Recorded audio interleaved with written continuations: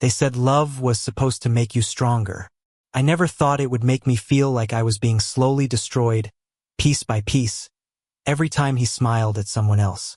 And yet, here I was, watching Ethan's lips curve in that same gentle way I had once thought belonged to me. It all started with what I believed was a harmless gesturia professional courtesy. Ethan was new at the firm, quiet but with that disarming charm that made people lean in when he spoke. I had been the one to introduce him around to make sure he felt comfortable. So, when I casually introduced him to Michael from marketing, I thought I was doing him a favor. But every laugh, every flash of warmth in Ethan's face when Michael was near, felt like a knife pressed against my chest. The irony? I never even had the right to feel that way. Ethan wasn't mine. He had never been mine. Not officially, not in the eyes of anyone else. Our connection was built in shadows, glances stolen across the office floor, lingering touches passed off as accidents, late-night conversations that stretched until dawn, where our words were laced with everything we couldn't say aloud. And now, every time I saw him smile at Michael, I asked myself the same question. Was I a fool to think his heart leaned toward me? Or was it just the way I wanted to see things? I remember the first night it hit me hardest. We'd been at a company dinner, one of those endless networking events where everyone laughed too loudly and drank too much. Ethan had slipped into the seat beside Michael, and they fell into easy conversation. His laughter echoed across the room, and I swear it belonged in my chest, not in Michael's orbit. I sipped my drink, jaw tight, forcing myself to focus on the spreadsheets we'd finalized that afternoon just to distract from the jealousy boiling inside me. But then his eyes, God, those eyes wandered across the table, locking with mine. Just for a second, maybe less. It was enough to unravel me. His smile softened, like he had remembered something only we shared. And in that instant I knew. The truth of him wasn't in the way he spoke to Michael or anyone else, it was in the way he looked at me. Like the world stopped turning. Like I was the only person who saw the real him. Still, reality has a cruel way of reminding you of your place. At work, we were nothing more than colleagues. And in a country that celebrated freedom, yet still caged love in invisible chains, two men trying to love each other felt like standing on the edge of a battlefield. We were told to keep it professional, to keep it hidden, to keep it safe. So I introduced him to others, pretending it didn't rip me apart when his laughter filled the room but his hand didn't reach for mine. One night, after everyone had gone home, I found him in the break room, hunched over a mug of cold coffee. The city lights spilled in through the tall glass windows, painting his face in fractured gold and silver. "You okay?" I asked, my voice low, unsure if I even wanted the answer. He glanced up, a tired smile tugging at his lips. "Yeah. It's been a long day." I hesitated, standing there like an idiot. Every nerve in me wanted to step forward, to touch him, to tell him how much it hurt watching him give away pieces of himself that I thought belonged to me. But the words jammed in my throat. Instead, I leaned against the counter, trying to act casual. "You're getting along well with Michael," I said. Came out sharper than I intended. Ethan's brow furrowed, confusion flickering across his face. "Michael? Yeah, he's nice." "Why?" I laughed, but it wasn't funny. No reason, just noticed. There was silence, thick and heavy. His eyes searched mine, and for a second, I thought he saw right through me, into the chaos of emotions I couldn't control. Then he looked away, staring down at his coffee as if the answer was written in the dark liquid. "Daniel," he said softly, almost a whisper. "You know it's not like that, right?" The air caught in my lungs. I wanted to believe him. God, I wanted to. But wanting and believing were two very different battles. "Then what is it like?" I asked. My voice cracked, betraying me. His hand twitched, as if he wanted to reach out, to bridge the inches between us. But he didn't. He just sat there, the silence stretching like an ocean we couldn't cross. That was Ethan. Always careful. Always holding back. Even when I could feel the words he never spoke burning between us. But sometimes, silence speaks louder than anything else. And in that silence, I realized something terrifying. I wasn't sure if I could survive this. Not the way he smiled at others. Not the way we existed in the shadows, our love too fragile to bear the weight of the world outside. Yet I couldn't walk away either. Because every look, every laugh, every stolen moment with Ethan was worth the pain of 1,000 unspoken truths. And maybe, just maybe, he felt the same way. The silence of that night never left me. It clung to my chest like smoke, heavy and suffocating. After Ethan whispered those words, "You know it's not like that, right?" I wanted to demand answers, to grab him by the shoulders and make him tell me what it was. But instead I walked away. Because the truth is, I was terrified. Terrified of what he might confess. Terrified of what he might deny. For weeks, the office felt like a stage where we performed carefully rehearsed versions of ourselves. Ethan laughed with colleagues, nodded politely in meetings, and went about his day like nothing lingered between us. I mirrored him, burying the storm in my chest beneath emails and deadlines. But then there were the cracks. The fleeting looks across the conference table, the brush of his arm when we passed in the hall, the way his voice softened when it was just us left working late. It was unbearable. One Thursday night, the city was drowning in rain, sheets of water smearing the glass windows of the office. Everyone had gone home early except us. Ethan sat at his desk, typing quietly, and I pretended to work at mine, though my screen had been frozen on the same spreadsheet for over an hour. Finally, I pushed away from my desk and walked over. My footsteps felt too loud in the empty floor. "You need a ride?" I asked. My voice was casual, but my heart was pounding hard enough to shake the building. He looked up, his hair damp from when he'd run in from the subway earlier, clinging to his forehead. "You offering?" "Yeah." I forced a smile. "It's pouring out there. You'll drown before you reach the corner." He laughed soft, genuine, and something in me unraveled. He shut down his laptop, grabbed his bag, and together we rode the elevator down in silence. But it wasn't the cold silence of strangers. It was heavy, thick with everything we wanted to say but couldn't. In the car, raindrops drummed on the roof like restless fingers. The city was a blur of neon and headlights. Ethan sat beside me, quiet, his gaze fixed on the wet streets. I gripped the steering wheel too tightly, my knuckles white. "Ethan," I said, finally breaking the quiet, "why do you always hold back?" His head turned slowly, his eyes locking with mine. They were tired but warm, like they carried every secret I never dared to speak aloud. "What do you mean?" he asked. I exhaled, a shaky laugh escaping me. "You know what I mean. You sit across from me and I feel it. This thing between us. And then, the second someone else comes around, you shut it down. You give them your smile. But then at night, you look at me like..." My throat closed, the words strangling themselves. Like I'm the only one." The car filled with the sound of rain. Ethan's chest rose and fell, his lips parting like he wanted to answer but couldn't. "Daniel," he whispered, "if I give too much of myself away, I'll lose everything. You know that." It hit me like a blow. I pulled the car over, the tires hissing against wet pavement. Turning to him, I searched his face, desperate. "Lose what? Your job? Your reputation?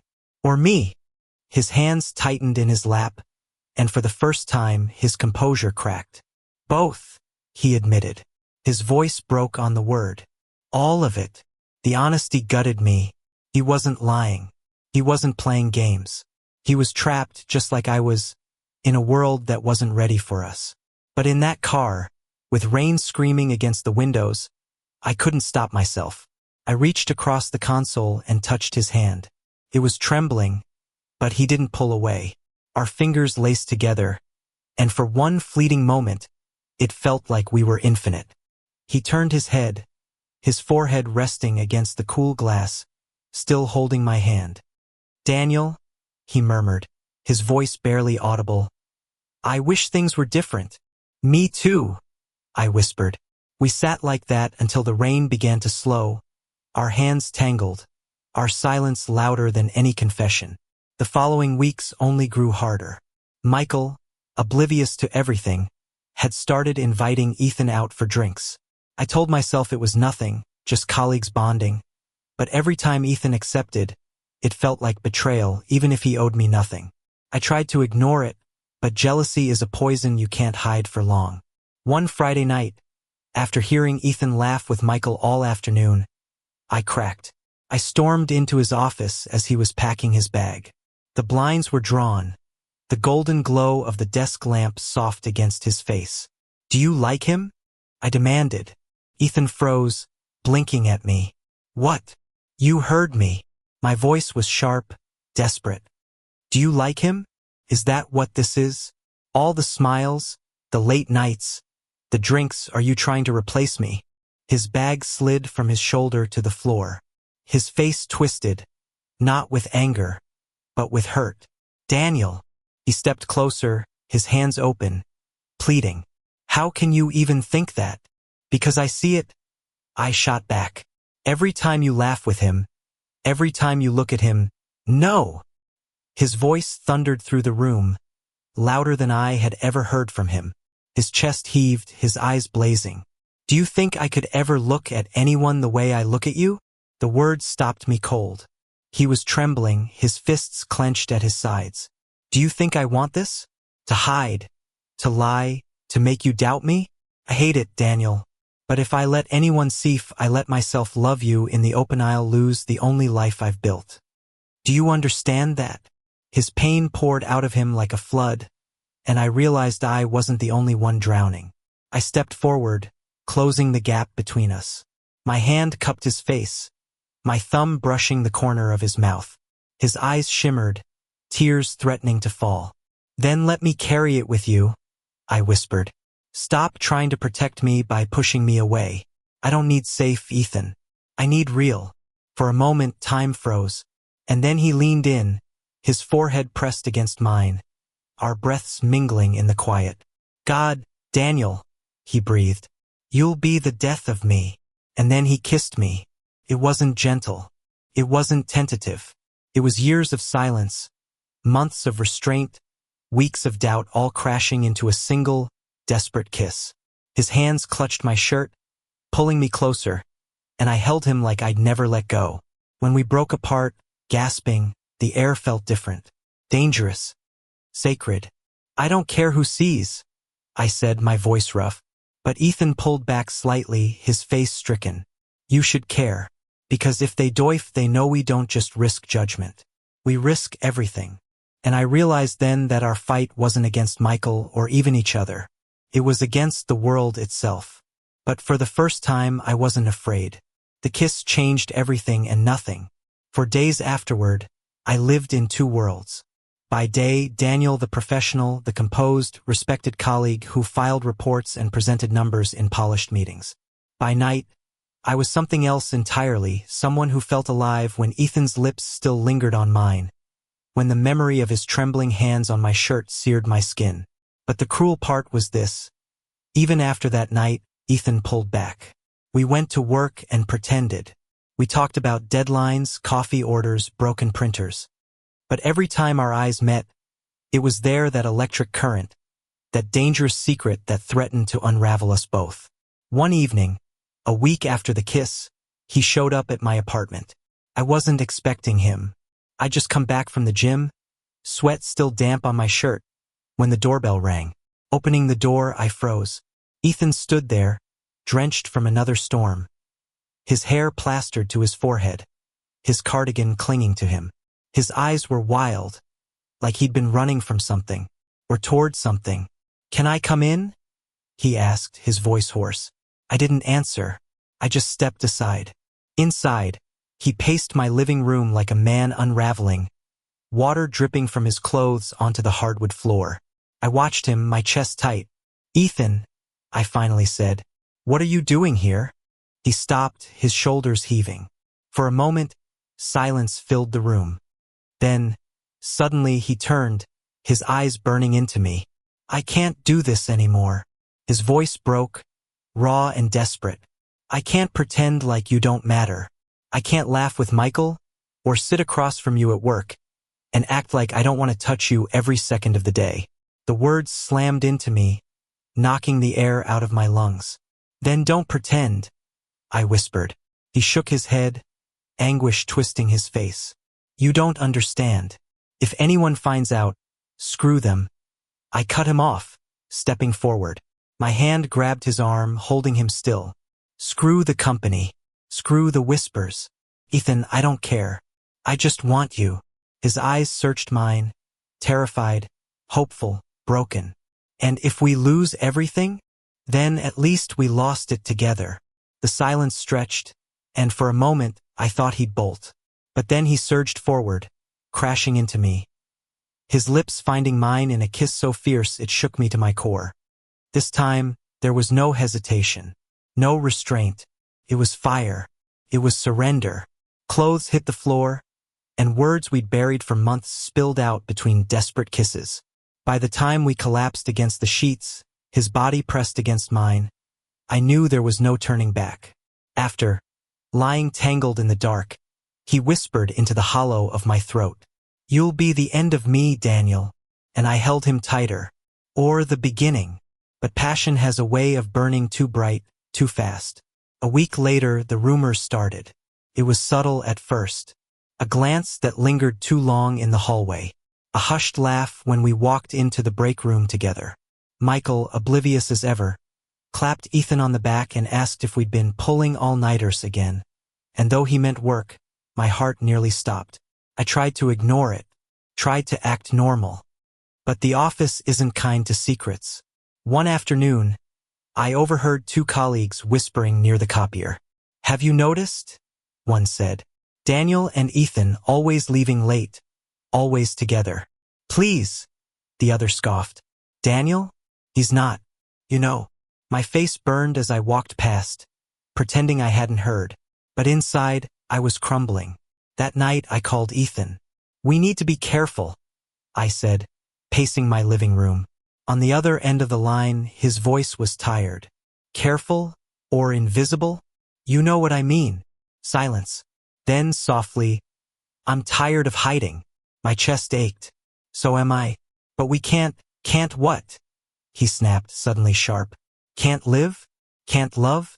Daniel, I'm sick of being a shadow in your life. Don't you think I want more? My voice cracked, raw. But if we get caught, it's not just whispers. It's our jobs, our futures. And what about us?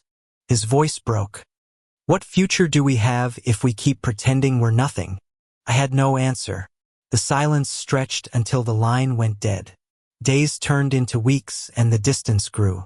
Ethan still smiled at me, still looked at me with that same burning tenderness, but it was quieter now, tinged with hurt. He spent more time with Michael, laughing, talking. And though I knew it wasn't real, jealousy gnawed at me until I could barely function. Finally, one night I snapped. We were the last two in the office again, and as he packed up his bag, I slammed the door shut. He jumped, startled, his eyes wide. Daniel, no. I cut him off, my voice shaking. I can't do this anymore. Watching you smile at everyone else. Pretending like I don't matter. It's killing me. His bag slid from his shoulder. His eyes softened, filling with sorrow. You think it's easy for me? You think I don't go home every night and ache for you? Then why do you keep pulling away? I demanded. Because I'm scared. The words tore out of him, raw and desperate. I'm scared of losing my job. I'm scared of disappointing my family. I'm scared of loving you in a world that doesn't want us to exist.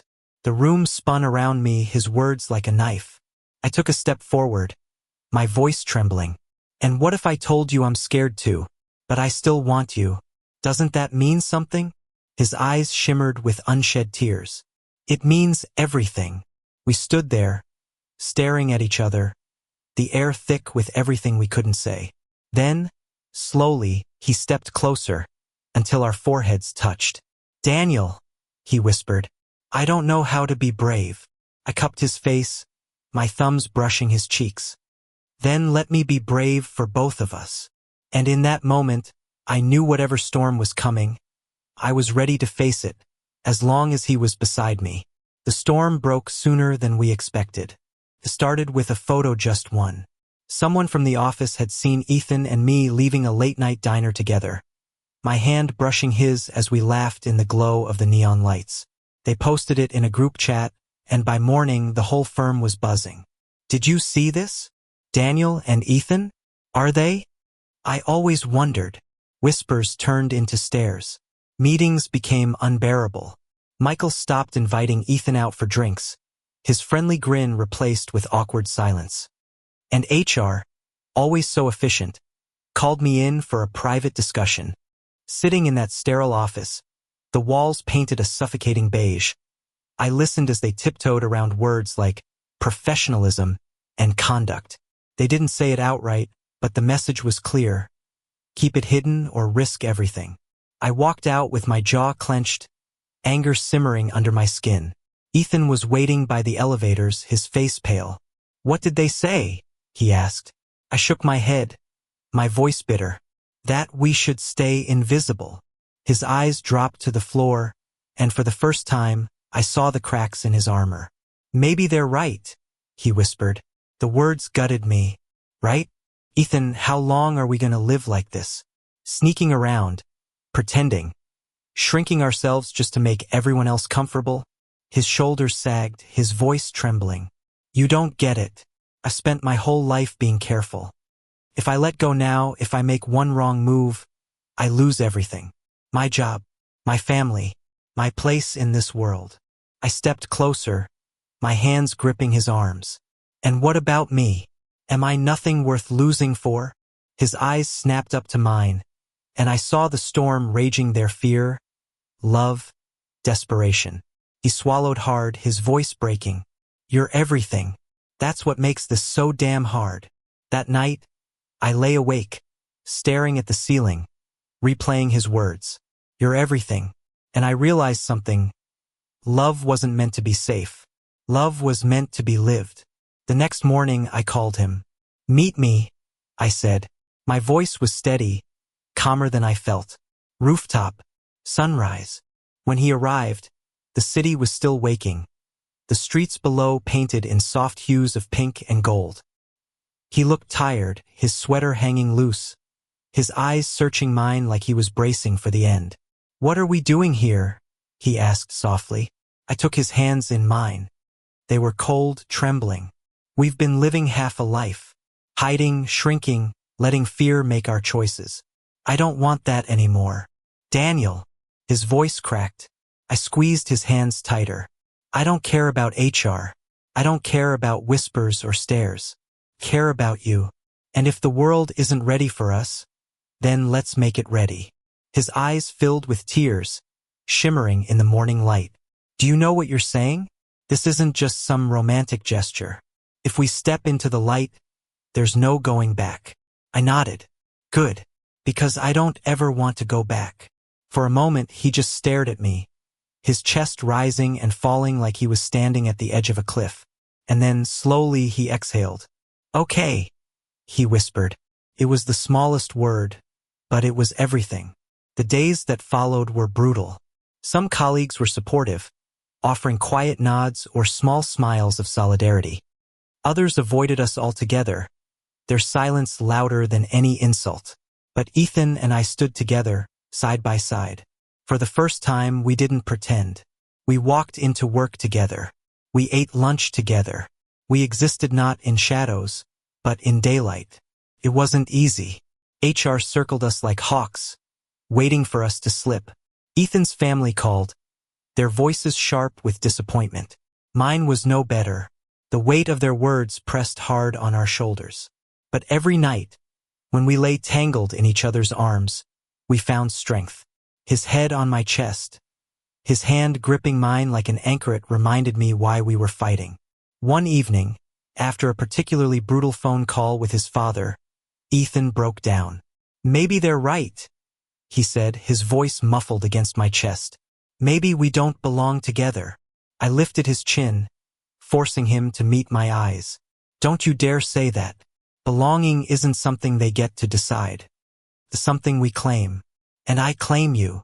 Tears spilled down his cheeks, and I kissed them away. Say it again, he whispered. I claim you, I said firmly. Now and always. Months passed. The whispers died down. People adjusted. Some never accepted us, but others surprised us. Michael, of all people, clapped Ethan on the back one afternoon and said, "You're lucky, man. Daniel doesn't smile like that for anyone else." Ethan glanced at me across the room, his lips curling in that familiar, secret smile, the one I thought I'd lost, but now knew belonged only to me. And for the first time, I didn't hide my smile back. On our 1-year anniversary, we returned to that same rooftop. The city stretched out before us, alive and unyielding. Ethan leaned against me, his head resting on my shoulder. "Do you ever regret it?" he asked softly. I turned, pressing a kiss to his hair. "Not for a second." He smiled, that quiet, radiant smile that had always undone me. "Me neither." We stood there in the morning light, fingers intertwined, hearts steady. The world hadn't broken us. It had tested us, bent us, tried to erase us. But we were still here. And for the first time, I realized love hadn't destroyed me. It had saved me. Because every smile, every laugh, every touch, Ethan had given them all to me. And now, finally, I could give mine back without fear. Together, in the open. Forever. Thank you for listening. If you find it interesting, please like and subscribe to follow the next stories.